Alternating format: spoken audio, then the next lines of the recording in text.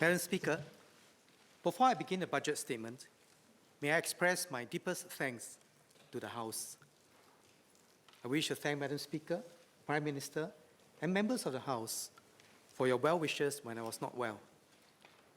Thank you also to all friends and colleagues, the residents of Tampines, fellow Singaporeans, and friends from overseas.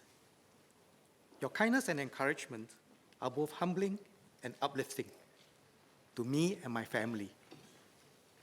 I'm happy to be back in the chamber and grateful for the opportunity to continue, alongside members of this House, to serve Singapore and Singaporeans to the best of our ability. Thank you very much.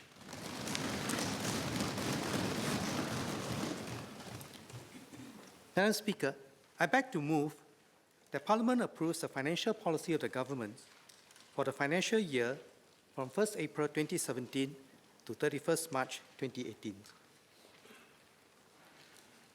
When I presented the last budget, Brexit seemed remote, and the US had just started the process of electing the new president. Events since then are a stark reminder of how quick and unpredictable change can be. There is an inward-looking mood in several of the most advanced economies. Should this translate to protectionist actions, it will slow global trade and investments. Meanwhile, advances in technology are picking up pace, disrupting traditional businesses and jobs. But they also present opportunities for countries and people who can learn and adapt quickly.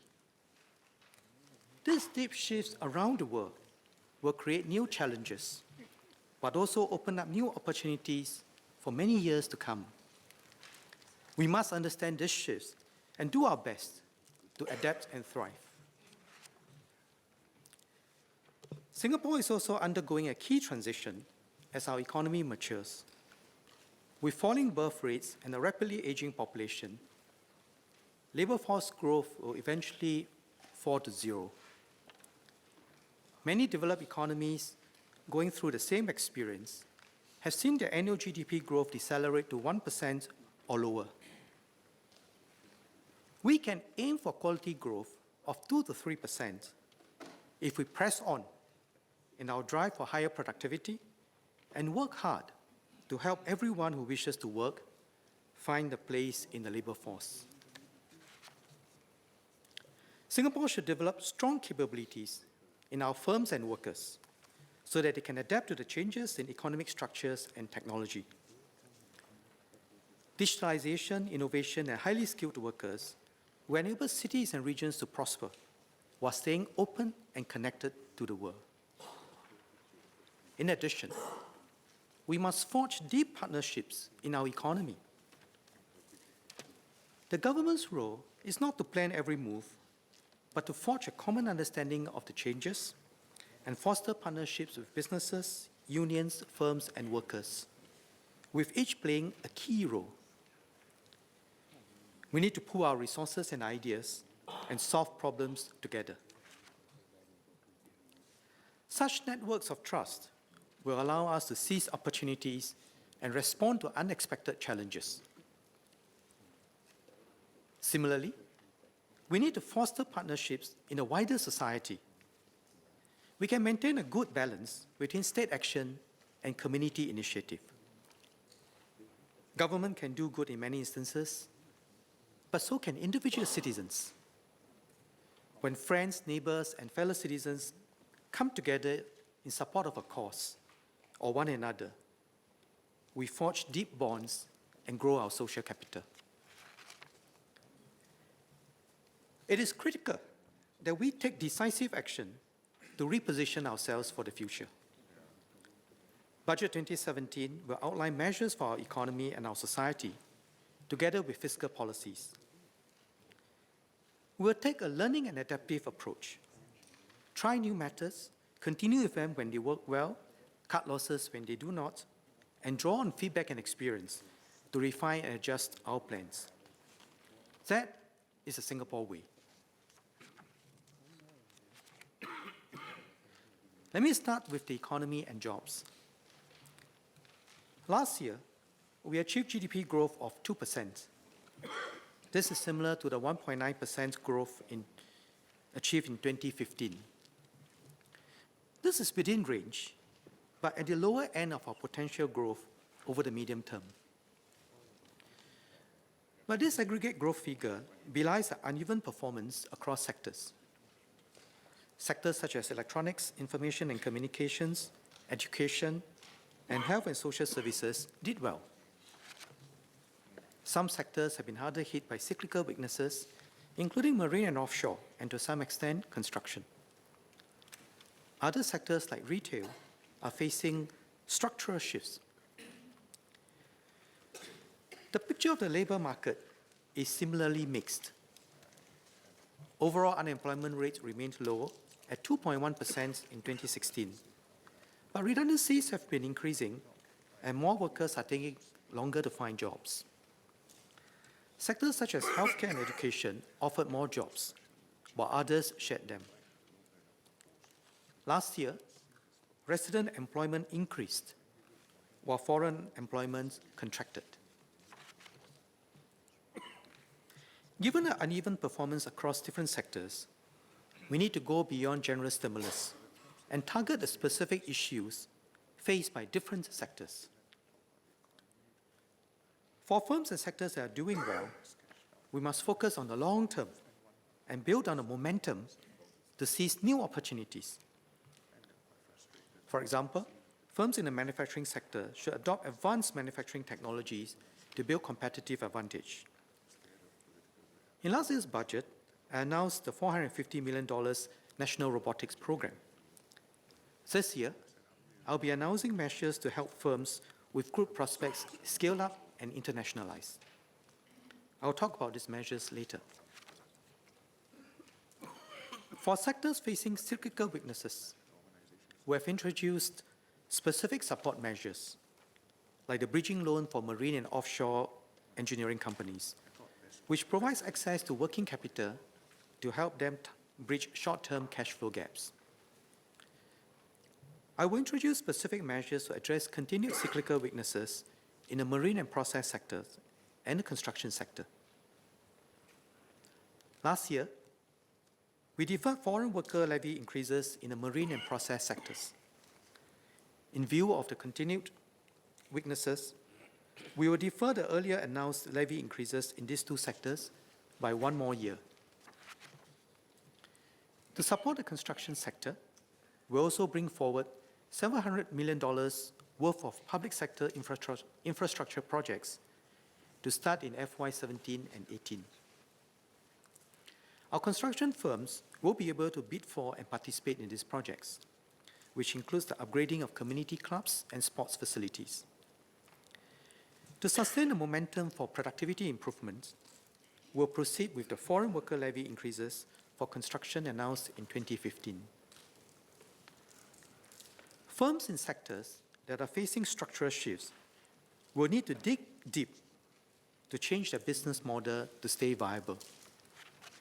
For example, firms and workers in retail will need to embrace digital capabilities to access new markets through online marketing and e-commerce platforms.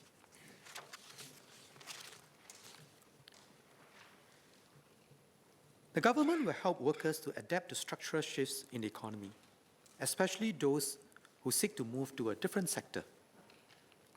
Last year, MOM launched the Adapt and Grow initiative to help workers looking to take on new jobs.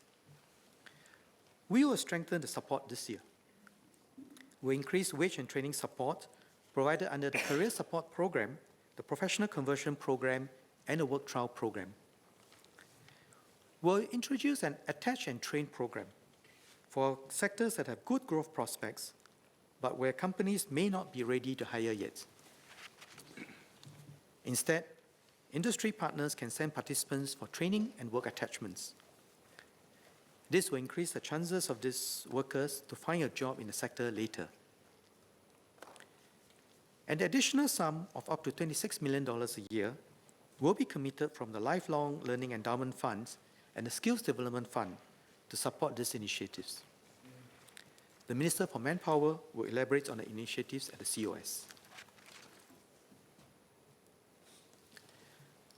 Over the next 2 to 3 years, the different sectors of our economy will be in transition, repositioning themselves for the future economy.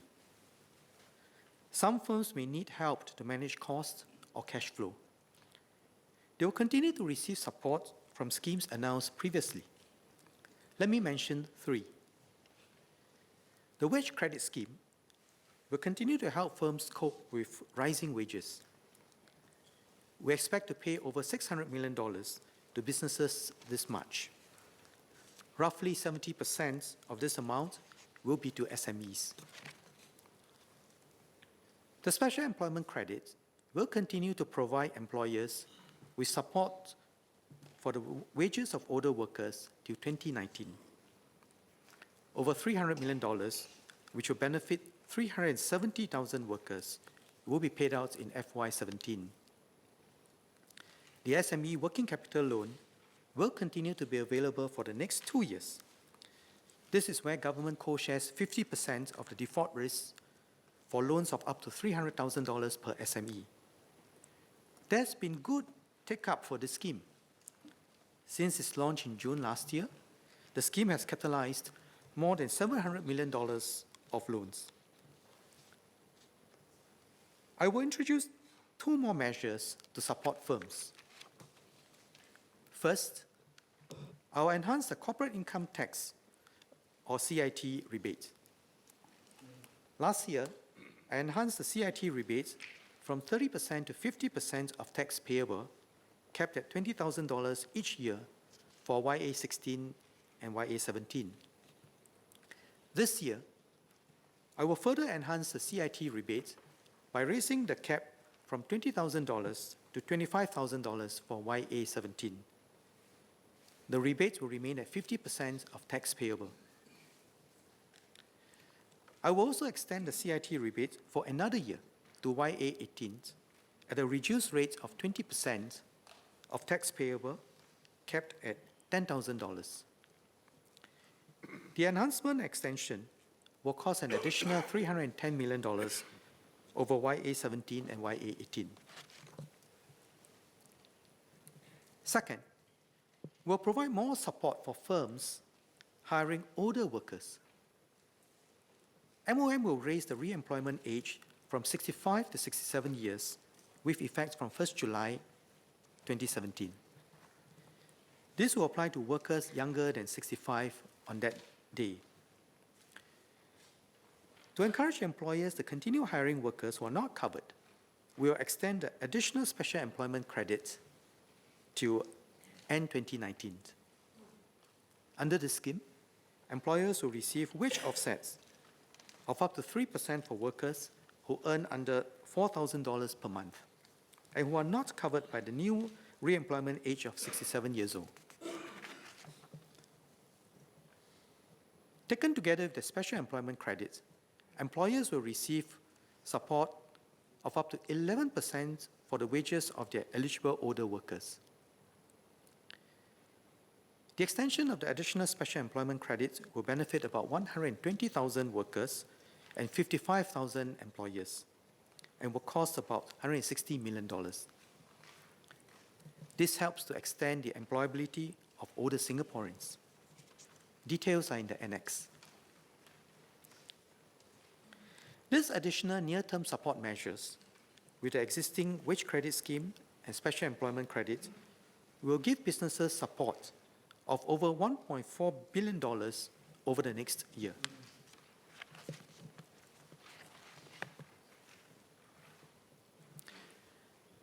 The measures I have described would help our firms and workers, especially in sectors that are facing cyclical or structural weaknesses. Even more important is how we will increase our growth in the medium to long term so as to sustain our potential growth of 2 to 3%. Let me now speak about measures to build our capacity for the future economy. These measures largely respond to the ideas put forth by the Committee on the Future Economy, or CFE. The CFE has laid out 7 mutually reinforcing strategies to tackle the challenges ahead. These strategies are not prescriptive blueprints, but focus on developing adaptability and resilience. These qualities will keep Singapore relevant even as the world changes. Emerging economies are now able to produce rather than import higher value components. There is also a growing consumer class in many Asian cities. Even as we stay open and connected, we have to understand our global partners and customers much better and more deeply. Our enterprises and people will need to venture overseas and to immerse themselves in these markets to gain deep insights. Technology is reshaping businesses, jobs, and lifestyles across the world. We must spot the opportunities in the digital economy and make the most of our strength as a nimble, well-educated, tech-savvy society. As we mature as an economy, we must compete on the quality and novelty of our ideas and our ability to create value. We need to build a strong innovation and enterprise engine to complement our traditional strengths in efficiency and speed. These moves will entail building the capabilities of our enterprises, the capabilities of our people, and bringing all parts together in partnership to act as one agile, adaptable whole. This, in essence, is a key thrust of the CFE recommendations. Let me start with enterprise development. Enterprises are the hearts of vibrant economies. For our enterprises to stay competitive and grow, they will need to develop deep capabilities. Which capabilities matter? This depends on the industry that the firm is in and the firm's own stage of growth. But there are three capabilities that many firms will need in common. Being able to use digital technology, embrace innovation, and scale up. Digital technology has unique potential to transform businesses, large and small, across the economy. So the first way to strengthen our enterprises, especially SMEs, is to help them adopt digital solutions. We will introduce the SMEs Go Digital program to help SMEs build digital capabilities. The Infocom Media Development Authority, or IMDA, will work with Spring and other sector lead agencies in this effort.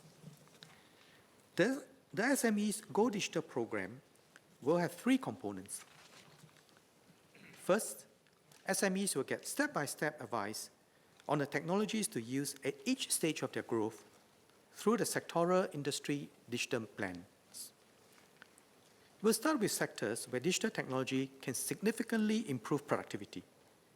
This includes retail, food services, wholesale trade, logistics, cleaning, and security. Second, SMEs will get in-person help at SME centers and the new SME Tech Hub to be set up by IMDA. SMEs can approach business advisors at SME centers for advice on off-the-shelf technology solutions that are pre-approved for funding support or connect to ICT vendors and consultants. The more digitally advanced firms can get specialist advice from the SME Technology Hub. Third, SMEs that are ready to pilot emerging ICT solutions can receive advice and funding support. We'll work with consortiums of large and small firms to help them adopt impactful, interoperable ICT solutions to level up whole sectors. We also strengthened our capabilities in data and cybersecurity. With increased digitalization, data will become an important asset for firms, and strong cybersecurity is needed for our networks to function smoothly. The Cybersecurity Agency of Singapore will work with professional bodies to train cybersecurity professionals. I will make available more than $80 million for these programs.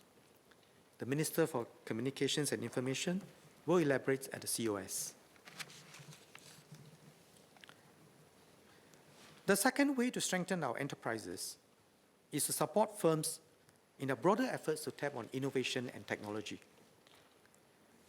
With our consistent investments in the R&D, we have built up excellent research institutes. We want to help companies better tap on these resources. A-Star currently works with firms to conduct operation and technology road mapping to identify how technology can help them innovate and compete.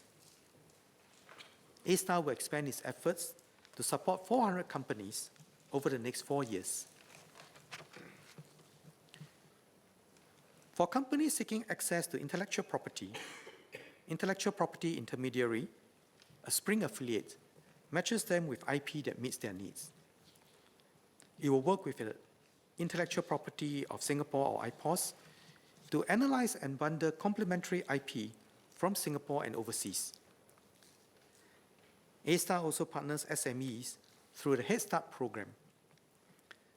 The Head Start program allows SMEs that co-develop IP with A-Star to enjoy royalty-free and exclusive licenses for 18 months in the first instance.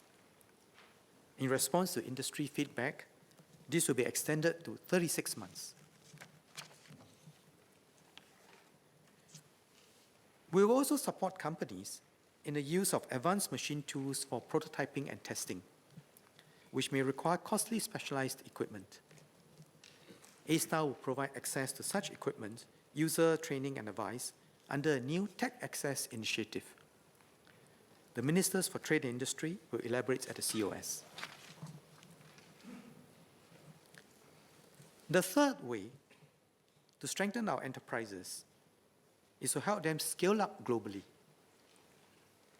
Many Singapore-based firms already have a presence in other markets, often with support from IE Singapore. Last year, IE Singapore supported companies in over 37,000 cases, a 9% increase from 2015.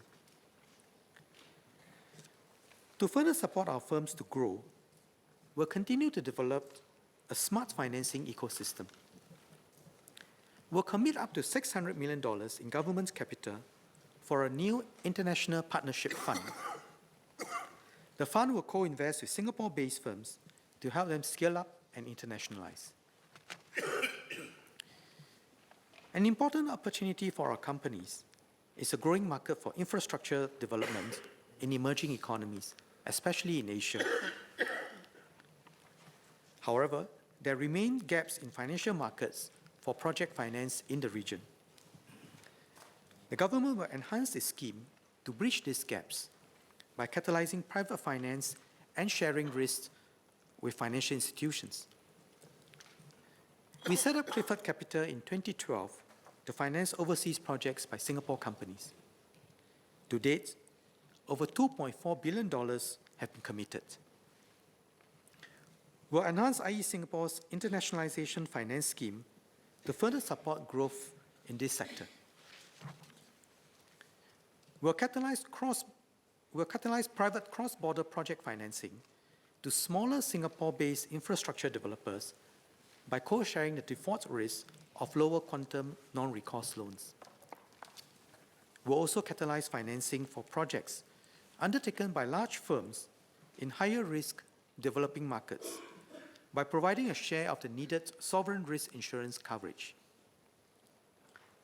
Overall, these enhancements will enable more companies to take on more overseas projects.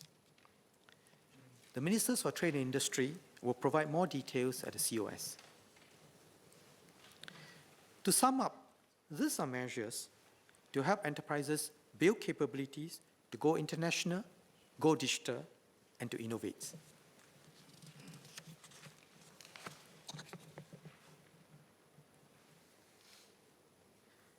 Next, I will speak on how we'll help our people deepen their capabilities. Our people are valued for their skills and adaptability and have enjoyed high employment rates and rising wages. We must build on these strengths. As the pace of change quickens, we will do more to help them stay ahead. I spoke earlier about how we support those affected by economic restructuring to reskill to find new jobs. I will now touch on two areas: new skills to operate overseas and deepening skill sets to remain relevant on the job. We will set up a global innovation alliance for Singaporeans to gain overseas experience, build networks, and collaborate with their counterparts in other innovative cities. The Global Innovation Alliance will have 3 programs. First, the Innovators Academy will enable our tertiary students to build connections and capabilities overseas. We'll build on the NUS Overseas College program, which connects students to start up overseas. Many of these students have gone on to start companies or pursue interesting careers. The Innovators Academy will go further by making these opportunities available to students from other Singapore universities. We aim to grow the annual intake of students from 300 to 500 over the next 5 years. Second, we'll establish innovation launchpads in selected overseas markets. These create opportunities for our entrepreneurs and business owners to connect with mentors, investors, and service providers. Third, through welcome centers, innovative foreign companies can also link up with Singapore partners to co-innovate, test new products in Singapore, and expand in the region. The Global Innovation Alliance is a novel collaboration among our educational institutions, economic agencies, and businesses. In the initial phase, we'll launch the alliance in Beijing, San Francisco, and various ASEAN cities. The Ministers for Trade and Industry will share more details at the COS.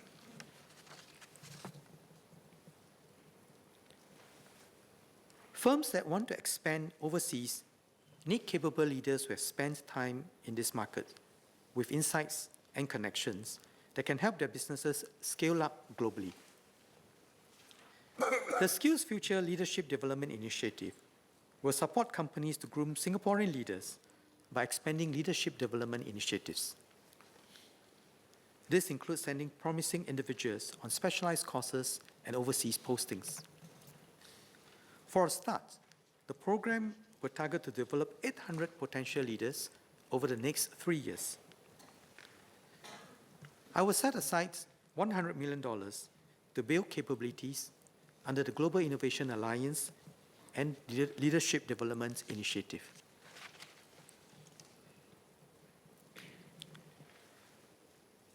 As our companies innovate and digitalize, we'll help our people acquire and use deep skills, taking the Skills Future movement further. To enhance training and make it more accessible, we'll offer more short modular courses and expand the use of e-learning. Our universities, polytechnics, and ITE have started offering such modular courses. Funding support for Singaporeans to take approved courses will continue to be available under the Skills Future. In addition, union members can get subsidies for selected courses through the NTUC Education and Training Fund. We have set aside $150 million to match donations to the fund.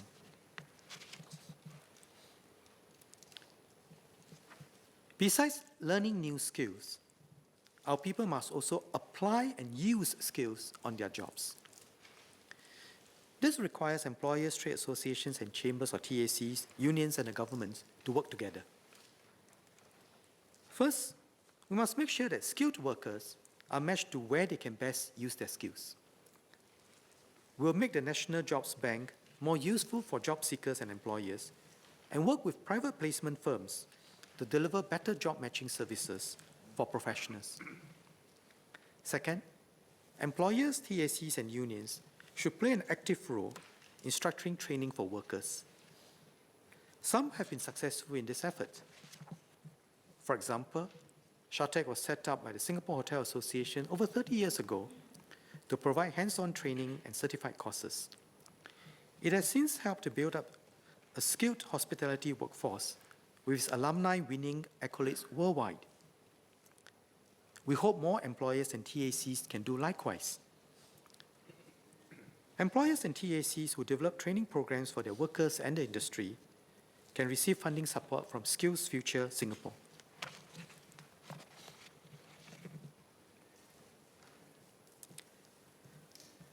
I've spoken about how we will support the development of our enterprises and our people.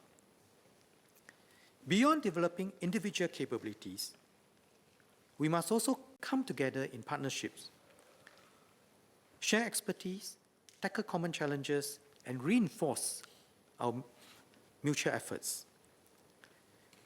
To systematically facilitate such partnership, I announced in last year's budget a major initiative, the Industry Transformation Maps, or ITMs.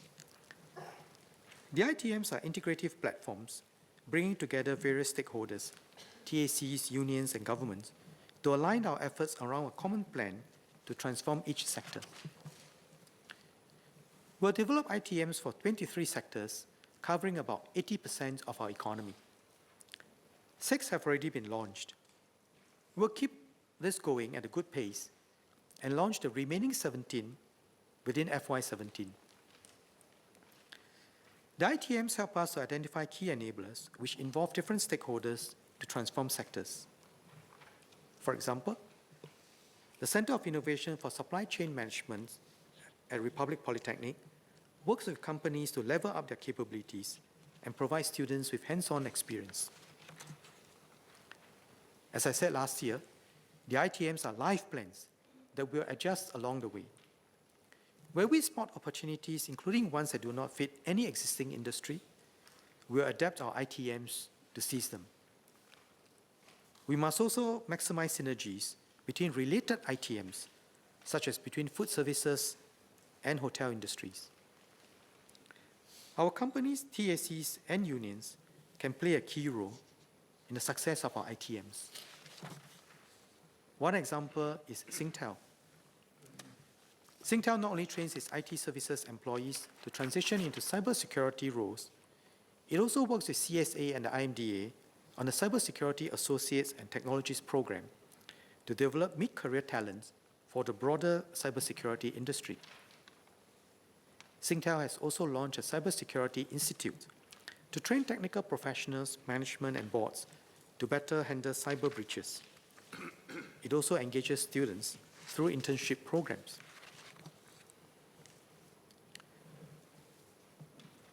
With the emphasis on innovation, government agencies need to play enabling roles to help realize new ideas. Our regulatory agency must balance managing risk and creating the space to test innovations. For example, MAS has just announced a simplified regulatory framework tailored to the needs of the venture capital firms. This will give them greater flexibility, making Singapore more conducive to venture capital investment, thereby enhancing the supply of financing for startups. We can also create more space for innovation through regulatory sandboxes. This involves setting boundaries within which some rules can be suspended to allow greater experimentation. LTA has done this with self-driving vehicles, setting out specific zones where they can be tested on roads. Likewise, MAS has set up a regulatory sandbox for fintech. Regulatory agencies will further explore how we can facilitate innovation. For instance, our regulators can make their risk assessments for new products and services more swift and effective. A good example is the Health Sciences Authority, which will be setting up a priority review scheme to evaluate new and innovative medical devices. This will accelerate the commercialization process and make Singapore a preferred location to launch these devices. We'll also support our agencies to procure products and services in a way that builds capabilities in the economy and supports innovation. For example, in the construction sector, we'll introduce the Public Sector Construction Productivity Fund with about $150 million. This will allow government agencies to procure innovative and productive construction solutions, which may have higher costs as these solutions may be nascent and lack scale. The fund will allow these solutions to enter and gain traction in the market.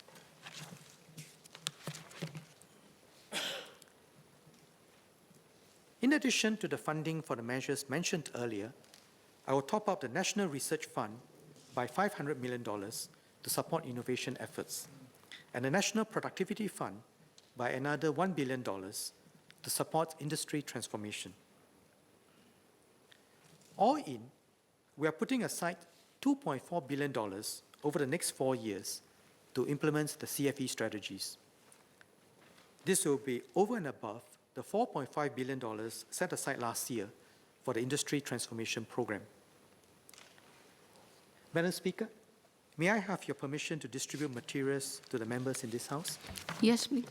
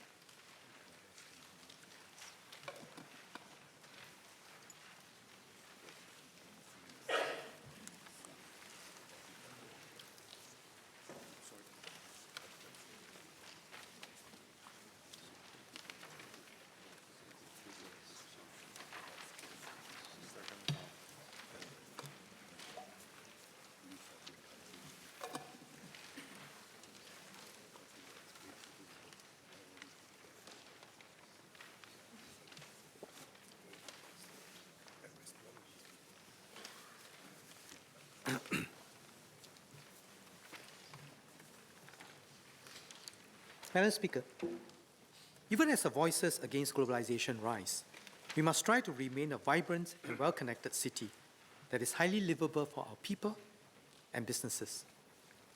In this way, our people will be constantly in touch with and be energized by new ideas, concepts, people, services, and products from all over the world.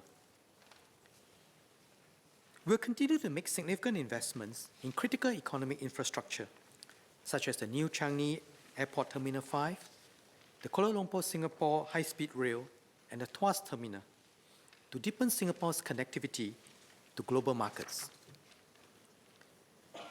We'll also invest in shared infrastructure for economic clusters, so that industry players can network, pool resources, and share knowledge.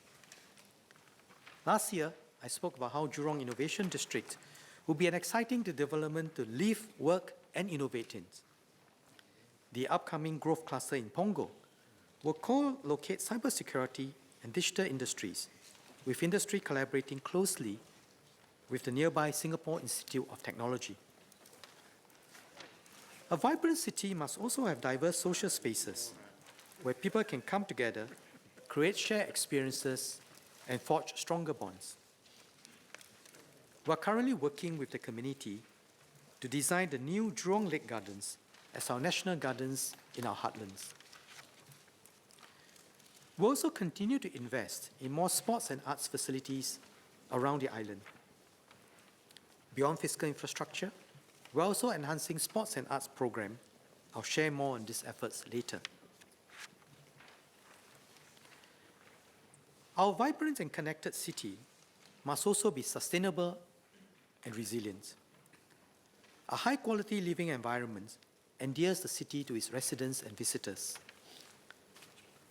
Around the world, the effects of climate change and air and water pollution are worsening public health and quality of life. These harmful effects transcend national boundaries. As an island, Singapore is vulnerable to rises in sea levels due to climate change. Together with the international community, we have to play our part to protect our living environment. In doing so, we secure a better future, not only for ourselves, but for generations to come.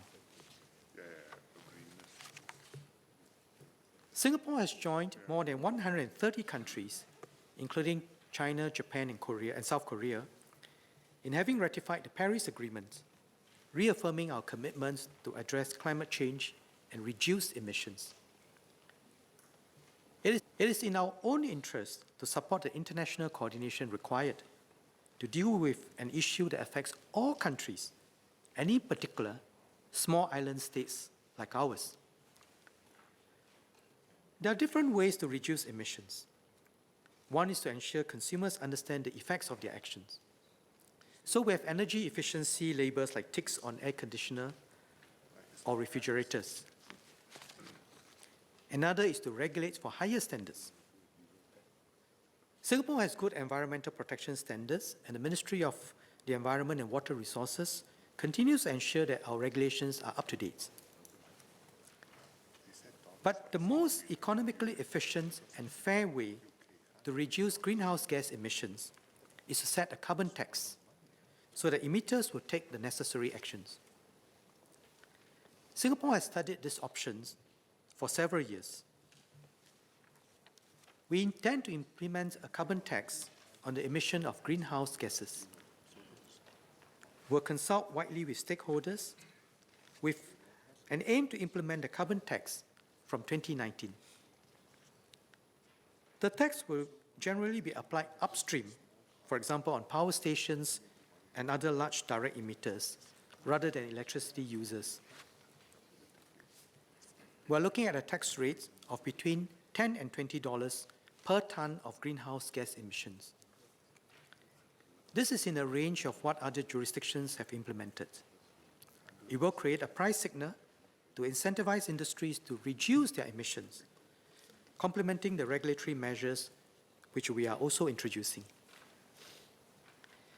It will help us achieve our commitments to reduce emission under the Paris Agreement, do so efficiently and at as low a cost to the economy as possible. This may also spur the creation of new opportunities in green growth industries such as clean energy. Revenue from the carbon tax will help to fund measures by industries to reduce emissions. The impact of the carbon tax on most businesses and households should be modest. The government has started industry consultations and will continue to reach out. Public consultations will begin in March. The final carbon tax and exact implementation schedule will be decided after our consultations and further studies. We will take into consideration the lessons from other countries and prevailing economic conditions in Singapore in implementation. We will also provide appropriate measures to ease the transition. Let me now turn to another source of environmental pollution, diesel. Apart from carbon emissions, diesel emits highly pollutive particulate matters and nitrogen oxides, which are associated with an increased risk of lung cancer and respiratory infection. The overuse of diesel vehicles has resulted in cities like London, Paris, and Rome being enveloped in smog in recent years. Many of these cities have started taking action to reduce these harmful emissions. Athens, Madrid, Mexico City, and Paris have announced plans to ban diesel vehicles from the city centers by 2025. Singapore must learn from these hard lessons. Today, motor fuels such as petrol and compressed natural gas are taxed based on how much is used. This approach incentivizes users to reduce consumption and manufacturers to develop more energy-efficient vehicles. However, for diesel, we levy a lump sum special tax on diesel cars and taxis, regardless of the amount of diesel used. I will therefore restructure diesel taxes. I will introduce a volume-based duty at 10 cents per litre on automotive diesel, industrial diesel, and the diesel components in biodiesel.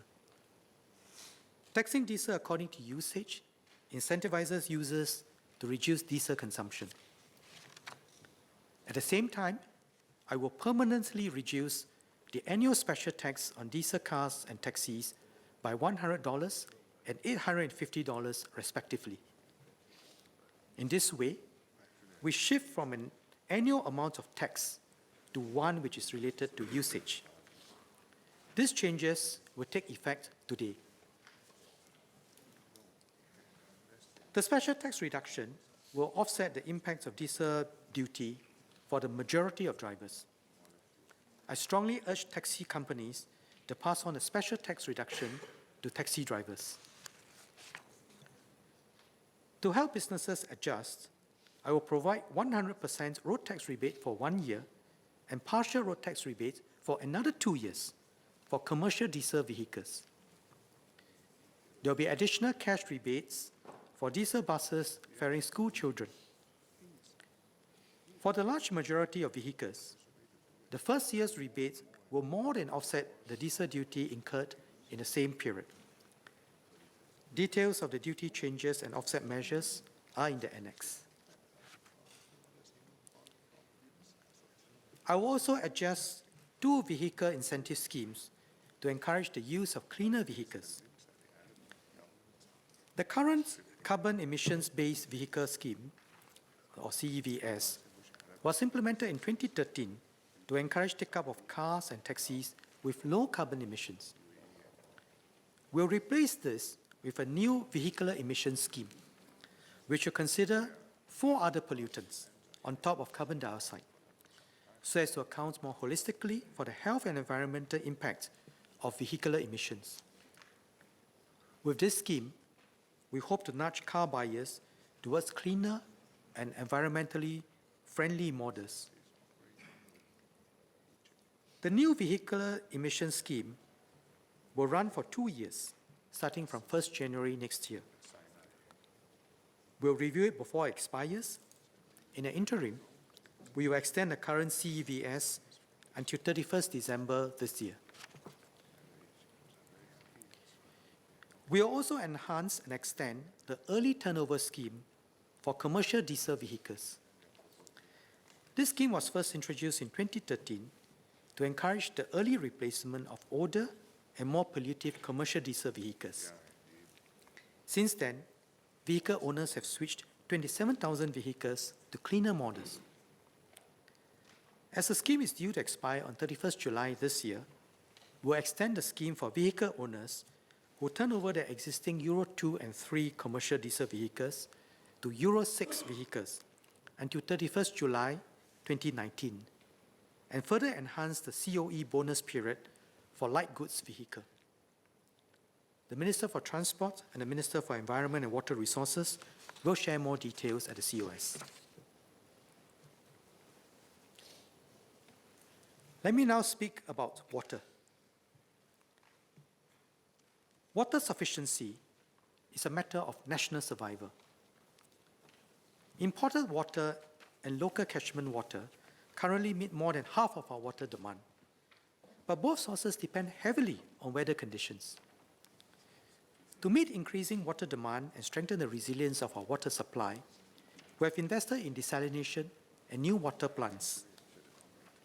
These are costly but necessary investments which we must continue to make. We have priced water to reflect the higher cost of desalination and new water production, because every additional drop of water has to come from these 2 sources.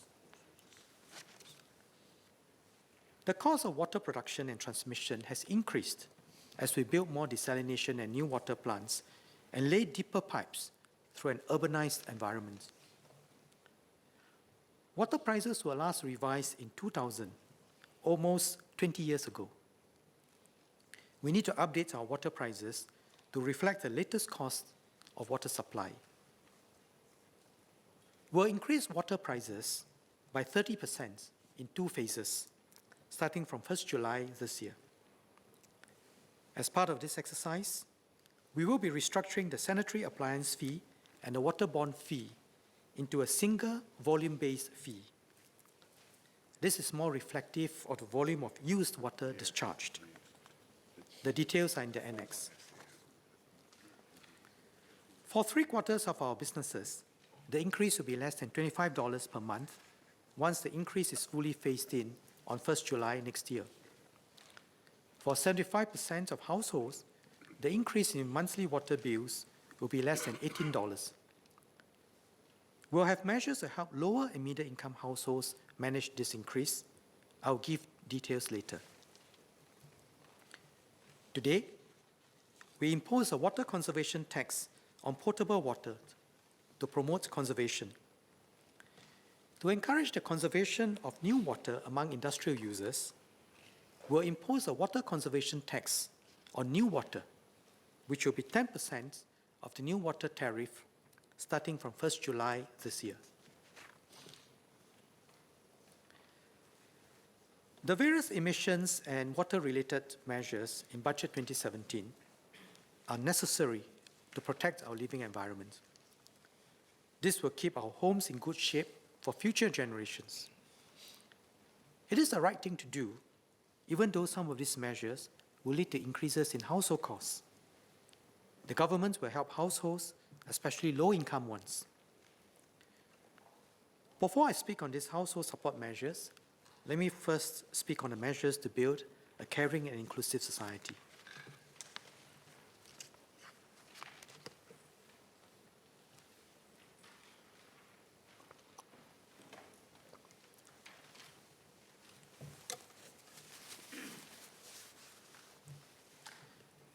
We are building an inclusive and caring society, one where Singaporeans of all backgrounds can improve their lives, where the vulnerable are uplifted, and where people of all ages can look to the future with optimism. The government will continue to support families, help the needy, and catalyze community efforts. In the last decade, we have significantly increased our social spending and strengthened safety nets.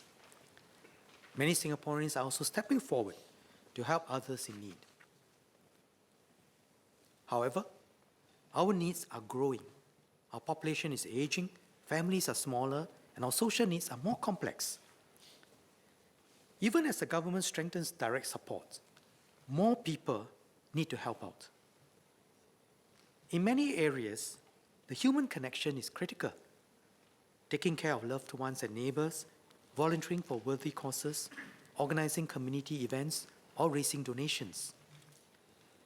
We must strengthen the gotong royong spirit, where each of us does our part to help one another. Let me first speak about what we'll do to keep Singapore a great place for families. In the past 2 years, we enhanced parental leave and grants for newborns.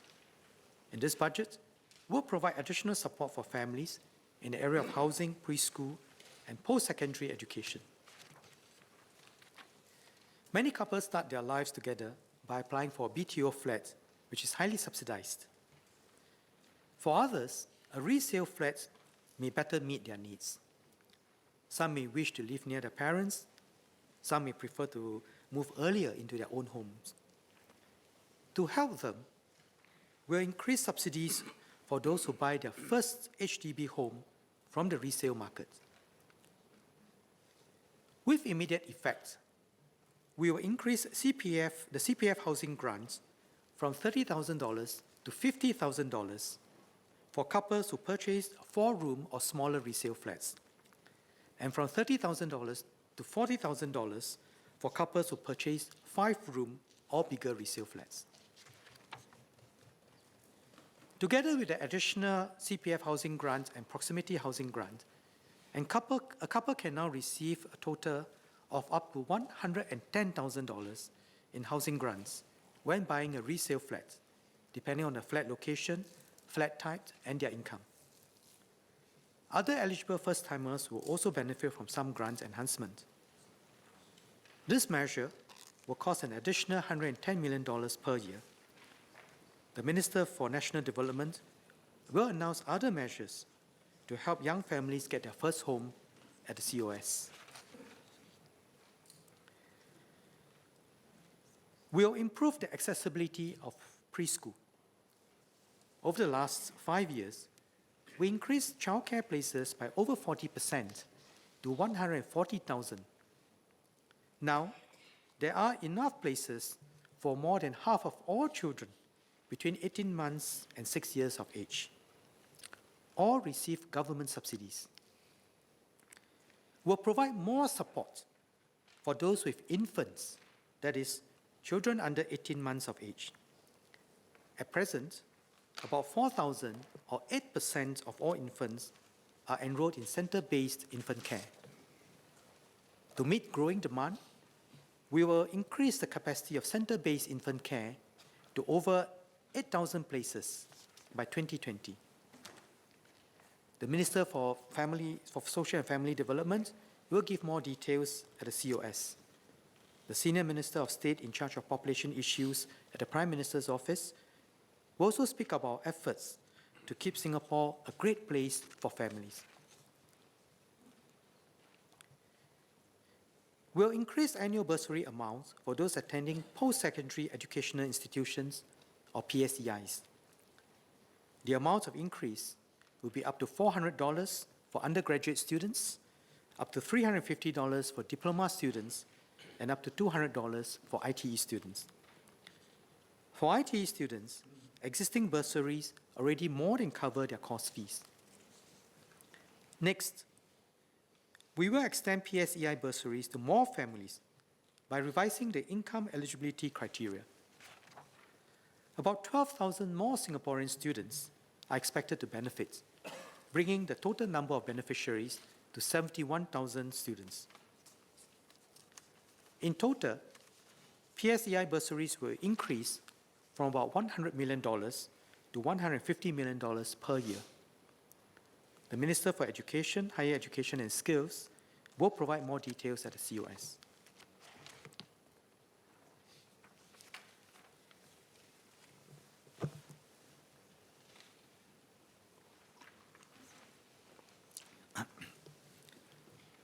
Let me now speak of how we will assist households with their expenses. Earlier, I said that we will help households offset some of the increase in water prices. We'll increase the GST voucher USave rebates for eligible HDB households by an amount ranging from $40 to $120, depending on flat type, as seen in the table.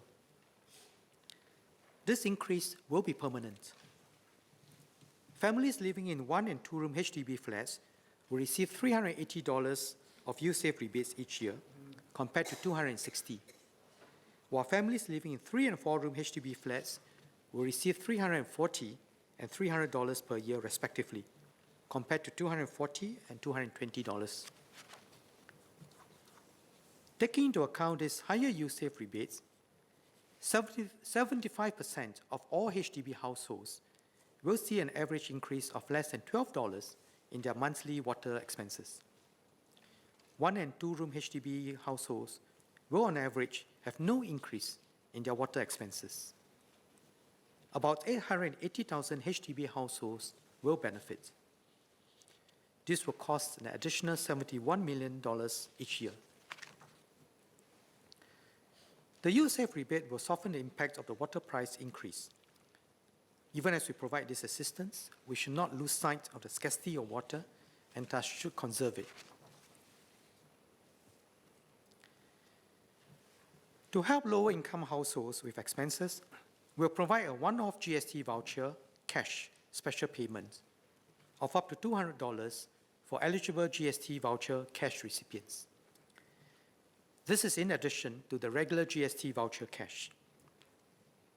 In total, eligible Singaporeans can receive up to $500 in cash this year, as seen in the table. The one-off special payments will cost about $280 million and benefit more than 1.3 million Singaporeans. We also extend the Service and Conservancy Charges rebate, or SNCC rebate, and raise it by half a month for FY17. As seen in the table, this will provide 1.5 to 3.5 months of SNCC rebates to eligible HDB households. 1- and 2-room HDB households will receive a total of 3.5 months of rebate, while 3- and 4-room households will receive 2.5 months of rebate. This will cost the government $120 million and benefit about 880,000 HDB households.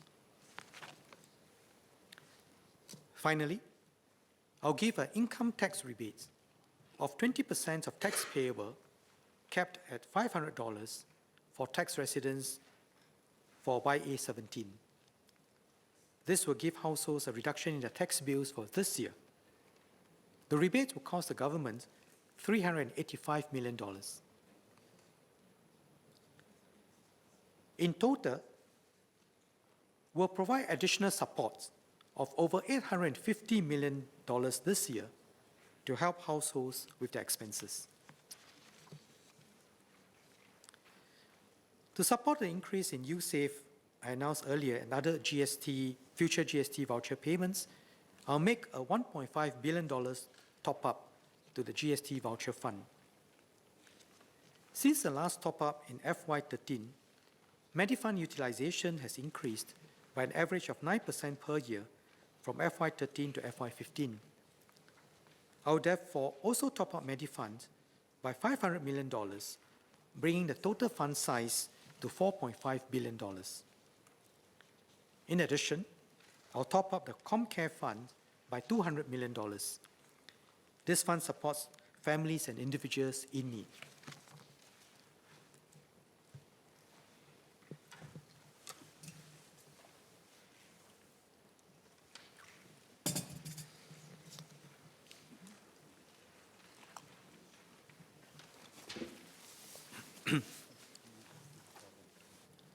I'll now speak on measures to foster a caring and inclusive society. All of us can play a part in our communities. All of us have something to offer, be it time, expertise, or the extra attention to care for each other. It takes all of us to build an inclusive society. Let me first touch on how we'll increase support for persons with disabilities and persons with mental health conditions. The enabling master plans are 5-year national plans to support persons with disabilities and their caregivers. Under the 2 previous master plans, we increased support in areas such as early interventions and education, employment, care services, assistive technologies, and accessibility. We'll launch the 3rd enabling master plan, which was put together by a committee of private and public sector representatives. The master plan calls for the government and the community to better integrate persons with disabilities into the workforce and give more support to their caregivers. Today, higher functioning graduates from the special education schools who can work are matched with special training programs to prepare them for employment. We'll make these training programs available to not only graduates with mild intellectual disability and autism, but also those with moderate intellectual and multiple disabilities. To support caregivers, we'll set up a Disability Caregiver Support Center to provide information, planned respite, training, and peer support groups. The center will also work with VWOs to pilot programs catering to caregivers of newly diagnosed persons with disabilities. Including existing initiatives, we expect to spend around $400 million per year on initiatives supporting persons with disabilities. The Minister for Social and Family Development will elaborate at the COS. We must also rally around those with mental health conditions, including dementia. Mental health issues may not be easy to talk about, but we can make good progress when the community comes together. Since 2012, MOH has partnered VWOs to set up 36 teams that provide outreach and allied health support in the community. Last year, MOH also launched dementia-friendly communities in Hong Kong North, McPherson, and Yishun. These communities are networks of residents, businesses, and services trained to look out for and help those with symptoms of dementia. We'll resource VWOs to set up more community-based teams to support those in need, as well as educate the public on mental health issues. MOH will provide mental health care services in polyclinics as part of the broader effort to improve the delivery of care within the community. It will also involve the wider community and expand the number of dementia-friendly communities. the National Council for Social Services will also lead efforts to integrate persons with mental health issues at the workplace and in wider society.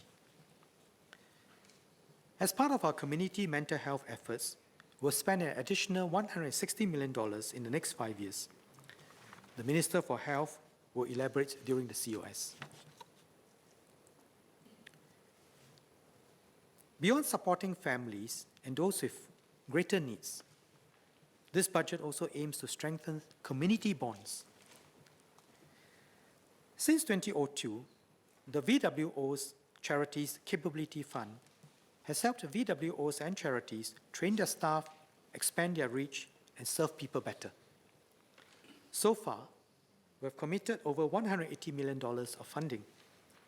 This has helped around 400 VWOs and charities. Over the next 5 years, we will provide additional funding, up to $100 million in total, to further develop the capabilities of VWOs and charities. The Minister for Social and Family Development will provide further details at COS. Our self-help groups have also been doing good work, working closely with the community to help needy families and children. To enable them to do more, I'll provide an additional $6 million grants to the self-help groups over the next 2 years. One way we bring our society together is through sports, be it playing sports with friends and neighbors or cheering on our sportsmen and women. Last year, we cheered our Olympic and Paralympics athletes who gave their very best and did us proud. It was Team Singapore at its finest. We'll do more to make it easier for all Singaporeans to participate in sports. Over $50 million have been set aside to support community sports. We'll expand the Sports in Precinct program so that more Singaporeans can play sports near their homes. We'll also expand the Sports Care program, which encourages disadvantaged youth to discover their strength through sports.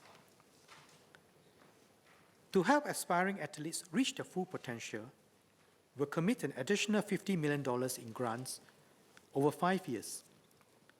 On top of that, we'll provide up to $50 million to match sports donation dollar for dollar.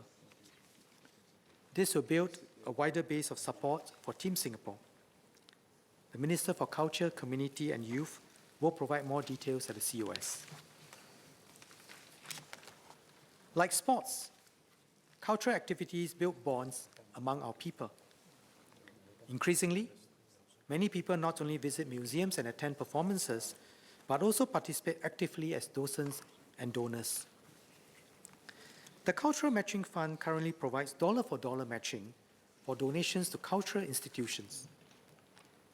Since the fund was implemented in 2014, about $150 million have been committed, and donations to the arts and heritage causes have more than doubled. To sustain this momentum, I will top up the Cultural Matching Fund by $150 million.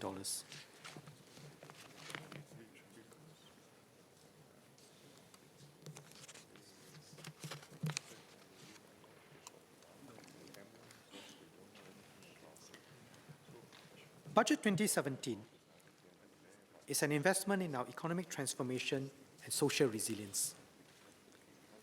We'll continue to invest in security measures to keep Singaporeans safe and in infrastructure to support economic growth and improve quality of life. We have been able to commit to these medium-term investments because we have a sustainable fiscal system. Previous generations planned ahead and set aside savings when our economy was growing rapidly. We now benefit from the returns on our reserves. At the same time, our pro-growth and progressive tax system has given us a steady revenue stream.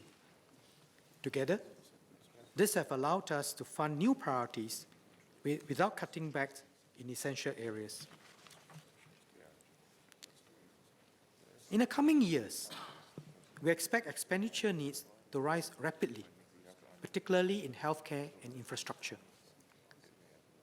over the last 5 years, our annual healthcare spending has more than doubled to around $10 billion in FY16 as we enhance subsidies and expanded healthcare services. Healthcare spending will continue to rise as our population ages. We'll also continue to enhance our public transport infrastructure, almost doubling the MRT networks by 2030. This will put 8 in 10 households within a 10-minute walk of a rail station. This alone is expected to cost the government more than $20 billion over the next 5 years. The new Changi Terminal 5 is another critical national infrastructure that will cost tens of billions of dollars. Changi Airport is our gateway to the world. By enhancing our connectivity, we expand opportunities for our people. In the longer term, we must also prepare to upgrade and renew existing projects to keep Singapore a good home. As this infrastructure are costly, we have to plan ahead. With our spending needs increasing, the government must continue to spend judiciously, emphasizing value for money and drive innovation in delivery so that we can do better and more with less. We will apply a permanent 2% downward adjustment to the budget caps of all ministries and organs of state from FY17 onwards to emphasize the need to stay prudent and effective. For 4 ministries that are serving security needs or significantly expanding their services, namely Home Affairs, Defence, Health and Transport, the 2% adjustment will be phased in over FY17 and FY18. Some of the funds that are saved will be used for cross-agency projects to deliver value to citizens and businesses. Examples include initiatives by the Municipal Services Office. Madam Speaker, apart from managing our resources prudently, we must grow our revenues to finance our growing expenditures. Growing our economy is the first and most important step to increasing our revenues sustainably. We need to achieve this growth by implementing the strategies set out in the CFE. Next, we need to strengthen our revenue base in a pro-growth and progressive manner. Over the past 5 years, we have revised our tax structure as well as the net investment returns framework to ensure that we have sufficient revenue for our increased spending needs to 2020. Like all finance ministers before me, it is my duty to take the long view. Our domestic needs will grow over time, and the global environment will shift. We must study the implications and prepare our options early. One international development affecting tax systems worldwide is the Base Erosion and Profit Sharing, or BEPS project. The BEPS project seeks to ensure that companies are taxed where substantive economic activities are performed. Singapore supports this principle. We are, in consultation with businesses, refining our schemes and implementing the relevant standards. Countries large and small are also reviewing their corporate tax regimes to keep them competitive. With increasing digital transactions and cross-border trade, some countries have taken steps to adjust the GST system to ensure a level playing field between their local businesses, which are GST registered, and foreign-based ones, which are not. We are studying how we can do likewise. Domestically, we also face rising expenditures over the longer term as we invest more in healthcare and infrastructure. We have to raise revenues through new taxes or raise tax rates. We are studying the options carefully. We must make these decisions in good time to ensure that our future generations remain on a sustainable fiscal footing. As the Chinese idiom goes, 未雨绸缪, let us thatch the roof before it rains. Finally, let me move on to the remaining tax measures in this budget. I will extend and strengthen tax incentives to enhance our business competitiveness, such as in the financial and global trading sectors. The details are in the annex. I shall introduce refinements to vehicle taxes for motorcycles. Today, all motorcycles incur the same additional registration fee, or ARF, at 15% of their open market value. A small but rising number of buyers are buying expensive motorcycles. Their motorcycles have OMVs similar to those of small cars. Just as we introduced tiers to the ARF for cars in 2013 to improve progressivity, I will introduce 2 more tiers for more expensive motorcycles. The ARF for motorcycles with OMV up to $5,000 will remain at the current 15%. The next 5,000 of motorcycle OMV will be subject to an ARF rate of 50%. The remaining motorcycle OMV beyond $10,000 will be subject to an ARF rate of 100%.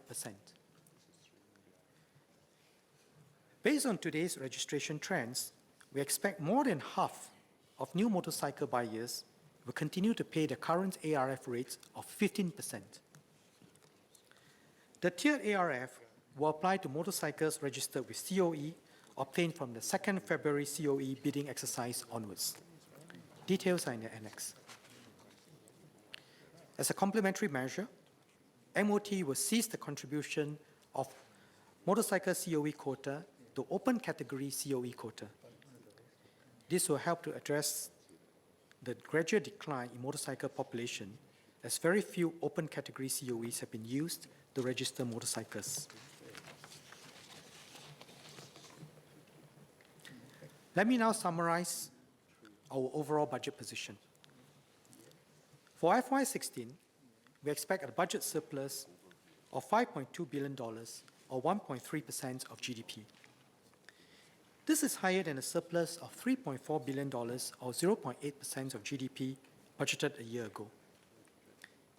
Nevertheless, when we exclude government top-ups of funds and net investment returns contribution from past reserves, we expect a basic deficit of $5.6 billion, or 1.4% of GDP.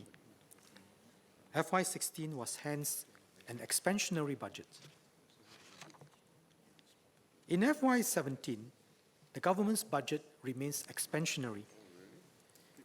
Ministry's expenditure are expected to be $3.7 million, or 5.2% higher than in FY16. Overall, a smaller budget surplus of $1.9 billion, or 0.4% of GDP, is expected in FY17. As we expect expenditures to continue rising in the long term, this budget position is prudent, while supporting firms and households in the midst of continued economic restructuring.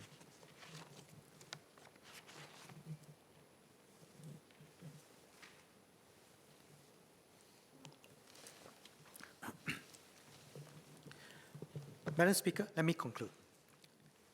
Budget 2017 outlines how we can thrive in an uncertain and rapidly changing world.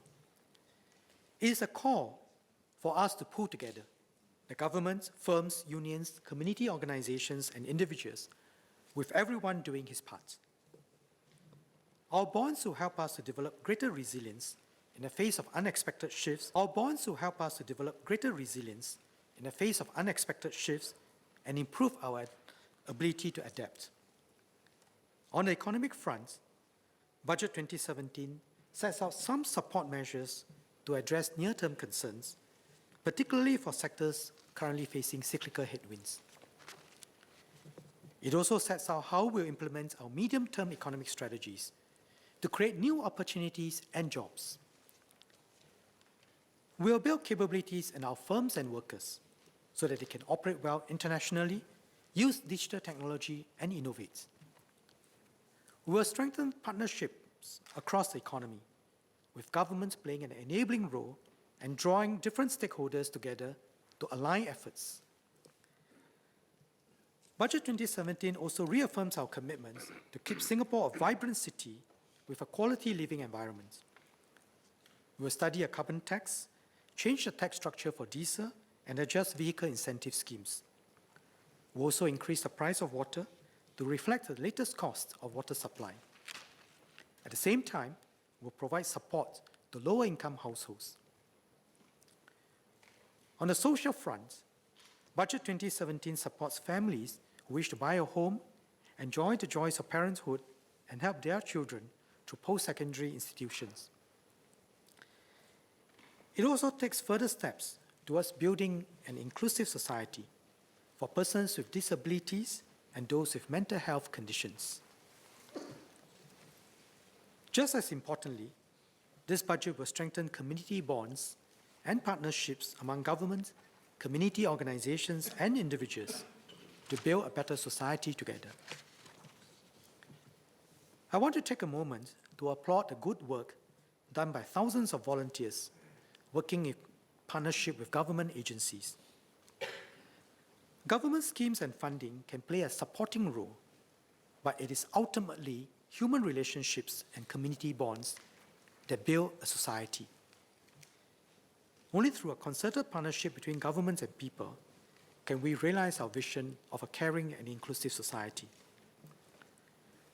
We'll do all this while maintaining fiscal discipline.